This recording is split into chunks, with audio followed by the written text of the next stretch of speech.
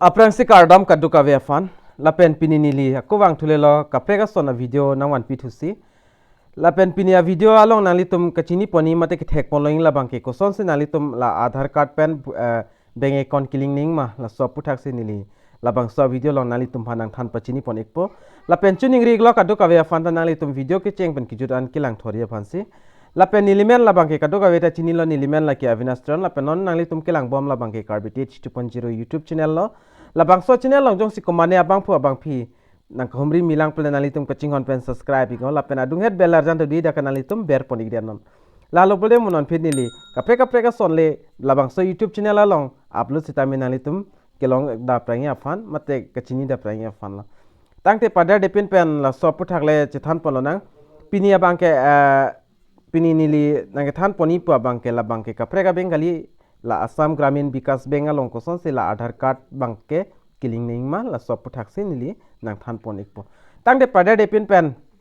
lang pononang mate chithan pononang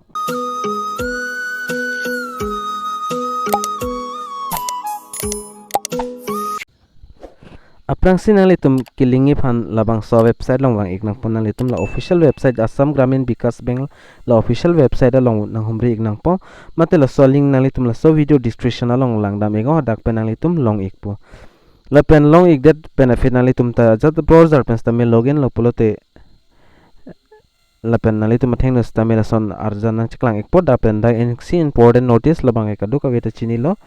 dak notice ki pipon alam the bangla puhelo la IFSC code bang ke chance bang ke dak 2503 pachuning 2021 naning kana hotsi ke chance ponlo ase nona bang ke Punjab National Bank pensi kacherap thulo la Assam Gramin Vikas Bank bang ke jela phanse la da important notice dak ki pipon lo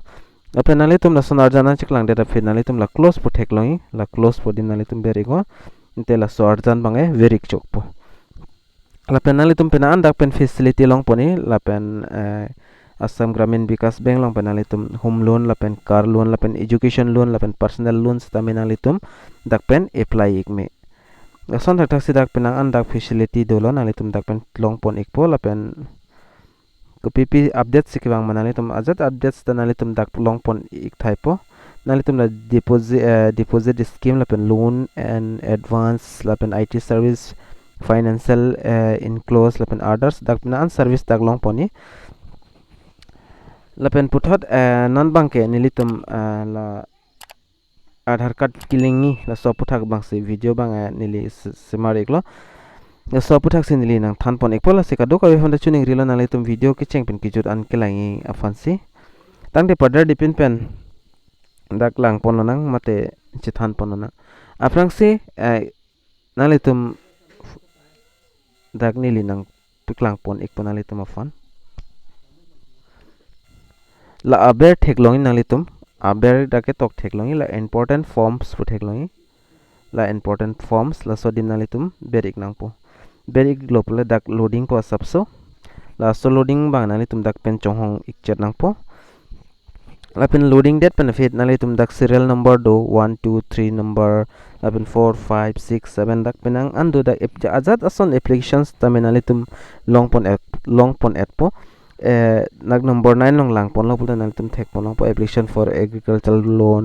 la pen 10 number some general credit card jola son a loan lai huya from ta nalitum dak pen long pon ik thai po la pen application for KCC loan apen ason son pena an a form na dak nalitum long pon igi la Assam Gramin long facility ki pi an a form bang nalitum dak pen long pon iget po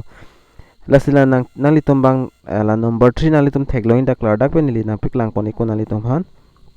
number 3 along ke tok bang application for linking setting Adhar number and receiving DBT benefits into bank account la bang nalitum select ik nang po la puakung nalitum thekloin ar in anat download po arjan theklongi la sodim nalitum berik nang po dak berik det pen a form ang chi download ikpo chonghong ikcherna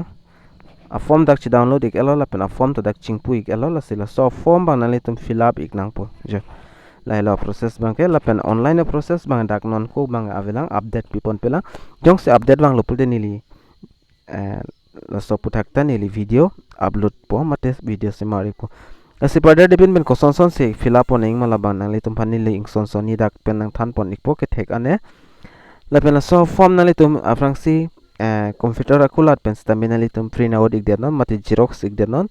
la pen nang litum det dak tok pon pa prang ik nang po la pen dak tu da branch manager la pen dak branch amen la pen abeng amen nang litum tok ik nang po la pen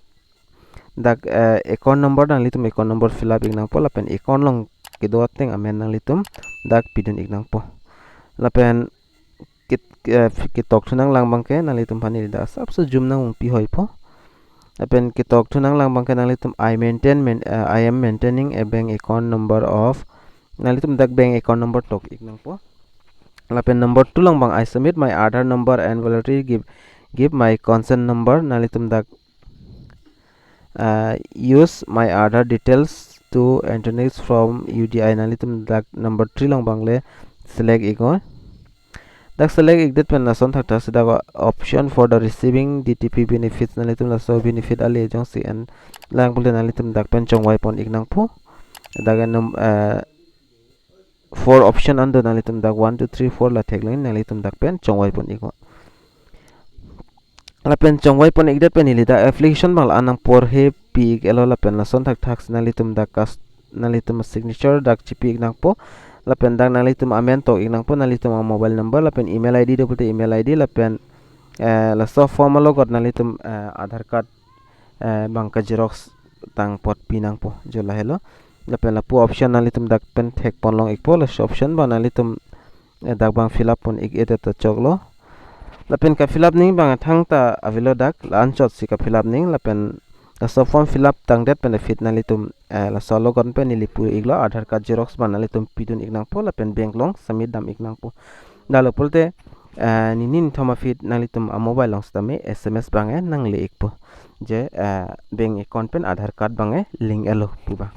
asik lahai ta kinang sot la bank account la pen Adhar card killing ning ta kinang sot la bang ke kadu ka vita chini lonon molom ke azat ason long ta same Adhar card bang chiju dun etsi la hello killing tang tum bang ke nang nilo la killing le tum du uta helang la si nang litum ta link da mi polte la so form nang litum download igon la pen dak kinang so sot details nang litum fill up dan ik nang po la pen fill up ik det pen la so logot nang litum Adhar card xerox la ingsia copy nang litum pa bondon ik nang po pa bondon det pen fit nang litum bank long dam pen pinam ik nang po jola hello process bange joy ik ola pala ansung e la pen jong sin nang litum so form fill up hot jong si copy pine ka siksak do mane thek the chat pulte ni panna arju ikon ni lista me ke thek an banang bor idun po la pen chirab dun ik po la pen la son sona video kilang long bo mi fana litum las labangso channel bang ka ching hon pen subscribe ikon la pen prabjin pen non 3k ke le pol 3k bang ni li non bang la an pen ni dal si 5k le lo pulte niling son pet hedung giveaway son lo nili pipon po just tamin alitum thek molong po pachu molam 2k pleng lo te nili lamchak nang pidang dos tami 2k hot bang nili lan sab sok asik sak do chat mat lasi bi pon thek the lo giveaway bang thang thelo lasi lason le na ching hondun bo manang litum ta ya pen lason sona video kilang long bom phan pen ta nili na pu ikal na litum phan bang so channel bang subscribe ikon jolai apen video lang misan pulte like comment nalitum tingin ni piun pi gon lasi mo next video long leche tong thnang tang te dome thakme kadu kavi Karbi teach 2.0 YouTube channel ke lang ra do an pas tame nilihin pen kardom